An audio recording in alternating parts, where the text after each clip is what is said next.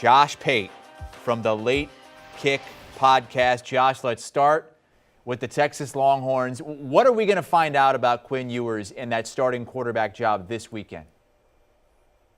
Well, you were talking about like the 5 stars and you were talking about all hype, and I hold my hand up and look how much it shakes, Hassel, because that's the after effect of just assuming things about DJ Uiagalelei last year. So I have learned a tough lesson, as have most of us. Let's not just assume. So until further notice, yeah, I think it is a quarterback battle there, but this will be the fun part because this is when we get to see. We get to see 2 of them on the field at the same time. We get to see Hudson Card, and then we get to see what Quinn Ewers looks like. But also, this is just like a fascinating number to me. And it's indicative of what the modern age of college football and the transfer portal era can do for you. Texas has overturned 40% of their roster. Hassel, I had to write the numbers down. They had over like 30 guys leave. 16 of those still had eligibility left. Then they brought in 28 true freshmen, got 5 transfers and counting. It's just amazing when we go back and we think about the problems they had last year, and they were talking about the culture and they needed to overturn this and that. More so than any one position group, I'd love to watch quarterbacks. I'd love to watch their defense, for example. But I just want to feel it in Austin. I want to see if it feels different when we stick the thermometer in Longhorn football and pull it out. What does it read? Is there really any tangible evidence that we're going to see a big spike in production from, as you see on the screen, that 5-win total just 1 year ago? All right, so Texas has its spring game coming up. How about LSU and Brian Kelly, who, at least for a moment, had more of a southern accent than you, and you grew up on the border of Georgia and Alabama. What are you looking for as Brian Kelly gets his first spring game going?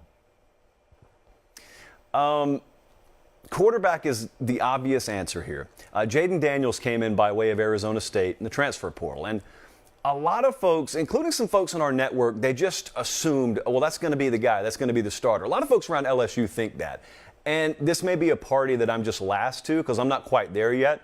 I still think highly of a guy like Garrett Nussmeier. We'll get to see him Saturday. I think highly of a guy like Miles Brennan. We have seen him start at LSU. We'll see him Saturday. The folks close to that program tend to want to believe that it's more a Jaden Daniels versus Miles Brennan situation with Garrett Nussmeier kind of lurking. Walker Howard's the true freshman. He doesn't figure to factor in the mix this year. But I'm really interested to see how they divide those first-team reps up this Saturday. Also, that offensive line is very much a work in progress. In fact, line of scrimmage play, outside of the obvious, which is quarterback, is something to watch. If you're tuned in to this LSU spring game, there's been a lot of overturn with LSU. There's been a lot of drama with LSU, but you want to go back all the way to Nick Saban. The best LSU teams, it was no mystery. They had great line of scrimmage play. They got kids from the South, they developed them, and then they shine. Offensive line's been a work in progress there this spring. It still very much is, but they've got a defensive line. I mean, they've got a couple of pass rushers like, for instance, Ali Gay, BJ Ojulari. Those guys come back. So at least on one side of that line of scrimmage equation, you should see some proven commodities, but overall, it's easy to read this one. Spotlight on the quarterback position this Saturday in Baton Rouge. How about the program he left, Notre Dame and Marcus Freeman taking over with a quarterback battle up there, but one of those guys is not going to play in the spring game? Yeah, this hurts. Tyler Buckner actually slips and rolls the ankle on the stairs. That's why I'm told you prefer ramps, Hassel. I do as well. Well, they learned the hard way in South Bend. And so now we don't get to see what kind of progress maybe they've made on that front with Tyler Buckner. He got 13 or so practices in the spring. So Marcus Freeman has presented it as if all is well, and for all I know, he's right. But outside of that, you know, Kyle Hamilton is a big name that's leaving Notre Dame, and his name will be featured prominently in NFL draft coverage. They were active in the portal, and they got a guy by the name of Brandon Joseph from Northwestern, rather. So from Northwestern to Notre Dame, they've been really high on him. Every practice report you read, every insider you talk to out of South Bend, they're talking about him, and they're talking about being able to fill that void. Hamilton wasn't just a rangy safety. He was a guy who'd come down in the box. He was really good in run support, and that, for all the accolades that maybe Brandon Joseph garnered at Northwestern, that's one of the areas, maybe not a weakness, but an area that remains to be seen. So as much as everyone looked forward to the quarterback situation there, Hassel, I don't know that we're going to get anything more than a data incomplete on that front. Let's watch that safety position, though. That's a big void to fill, and if they come anywhere close to matching that kind of production, could be a very, very surprising good year for Notre Dame. Right, a really tough start at the Horseshoe in Columbus. Let's move on to Lincoln Riley and the USC Trojans. We have a quote that we want to show you from the Players Tribune. Lincoln Riley says, quote, "I always figured I would end my career coaching at OU, but when my agent called me to pass along interest from USC, I was immediately intrigued by the possibility. I saw the consequences of my decision on the faces of our players. There are aspects of my departure and transition that I would certainly do differently if I could do it again. And I acknowledge that I could have handled some parts of the situation better." What are your thoughts on that statement and his first spring game in LA? I relate to it, Hassel. So thoroughly relate to it because I, likewise, thought I was going to wrap my career up at WLTZ NBC 38 in Columbus, Georgia. Then 24/7 and CBS called. And so I didn't have an agent to bring it to me, but when it was brought to me, I had to go. I don't think he planned on penning that letter. I'm just going to tell you, Spencer Rattler, his former quarterback, has been pretty active with the media in his own right, talking about how it's nice to be out of a toxic environment. You know, it's nice to be in a situation where I've learned more about the quarterback position in one spring than I did my entire career. There's no love lost. You can't have that poisoning of the well at USC by one of your former players as you're gearing up for a big recruiting weekend. This spring game, you could say the same for LSU, say it for USC too.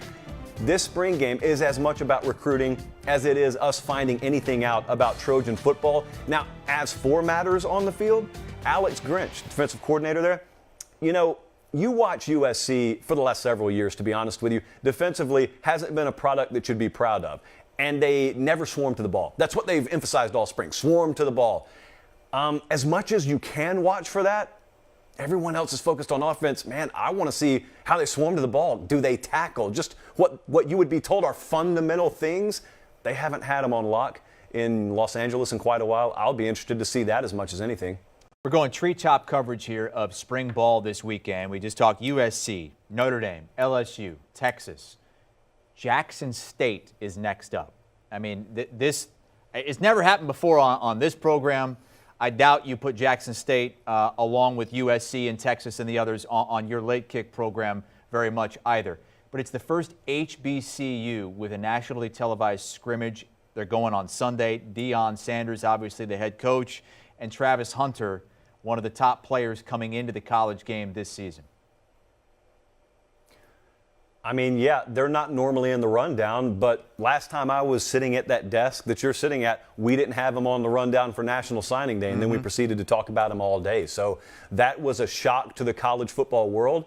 And now, I mean, they garner the national spotlight for their spring game. Travis Hunter, yeah, I tell you what, I'm very interested to see if they feature him both ways. Because that's something Deion Sanders talked about. That's something Travis Hunter talked about as being appealing to him, being able to play both ways. You know, offensively and defensively, you've seen headlines, both sides of the ball, in regard to Travis Hunter this spring. I'll watch for that. But also, let's keep in mind, Kevin Coleman was a 4-star receiver, top 100 type player in our 24/7 Sports player rankings too. And he heads to Jackson State. I know maybe a lot of the national spotlight has been on Travis Hunter, and rightfully so. Kevin Coleman's a really good player too. That's a player a number of major programs wanted. And so you could potentially be watching this Jackson State spring game Saturday, and you could see 2 of the top 100 players in the same wide receiver position group. So not something we normally say about that level of ball, but then again, we're saying a lot of things about Jackson State that we don't normally say about that level of ball.